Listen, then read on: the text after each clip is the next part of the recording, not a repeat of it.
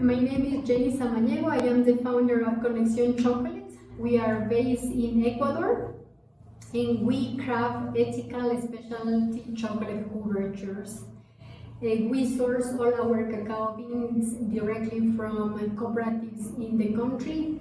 This special approach allows us to highlight the different flavor profiles of each of the provinces that we work with.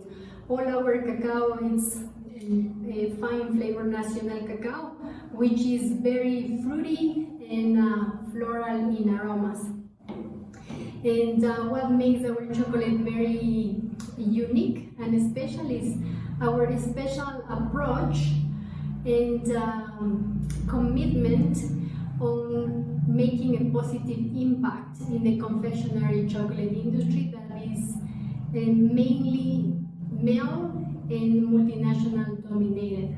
We want and we aim to bring professionals out there traceable chocolate that can elevate their creations and talk about sustainability and origin. With that said, I'd love to introduce our chocolate, Gujaranga, which is a vegan dark milk chocolate. It's amazing for baking and confections.